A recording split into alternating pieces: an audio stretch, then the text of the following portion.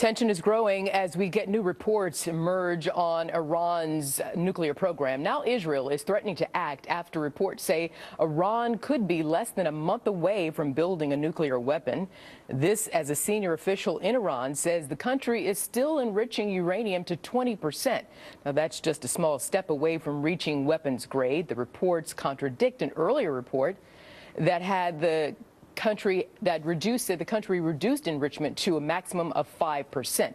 Now, this news coming just weeks ahead of the second round of negotiations aimed at ending Iran's nuclear weapons program. John Bolton is the former U.S. ambassador to the United Nations, a senior fellow at the American Enterprise Institute, and a Fox News contributor. Ambassador Bolton, good morning to you.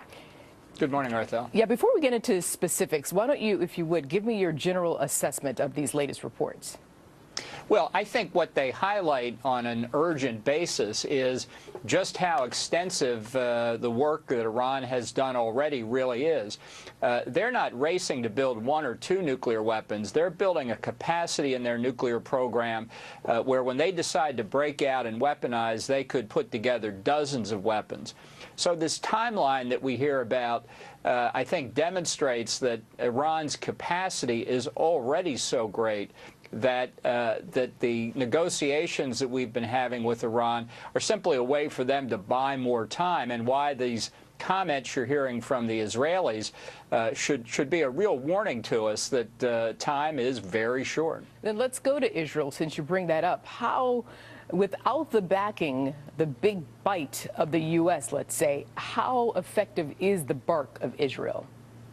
Well, the bite is effective. To strike Iran now would be, I think, at the outer limit of Israel's capacity. But remember, they don't have to do the amount of damage that the United States would be capable of doing. What Israel has to do is break Iran's control over the nuclear fuel cycle at key points. Uranium conversion, not much talked about, but moving uranium from a solid to a gas, and uranium enrichment. And Israel does have that capability. Would Israel prefer to have the United States do it? Absolutely. Is there any chance that's going to happen under President Obama?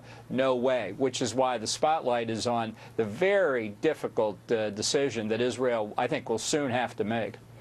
And when you say soon, how soon are we talking about? Weeks? Months?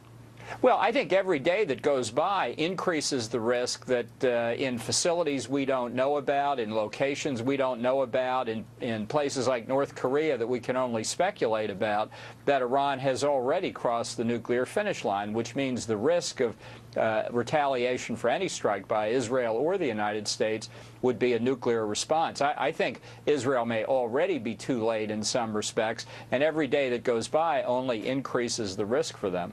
Meanwhile, Ambassador, the White House and the State Department is asking, they're asking Congress to hold off on enacting any new sanctions against Iran, because they want to give the current diplomatic talks that are underway right now, to give it time to breathe, to see if that could possibly work. What do you think about that strategy?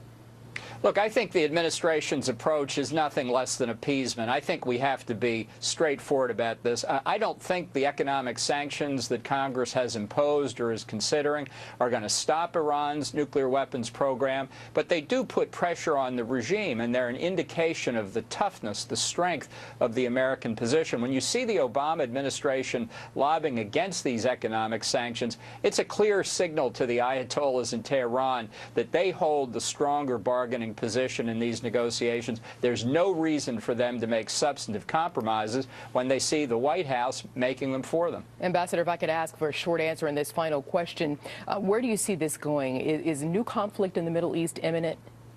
No, not necessarily. I think the greater risk is the administration is effectively going to make all the concessions that Iran wants, legitimize Iran's nuclear weapons program, and that will lead to much greater long-term risk. Ambassador John Bolton, thank you so much, sir. Thank you.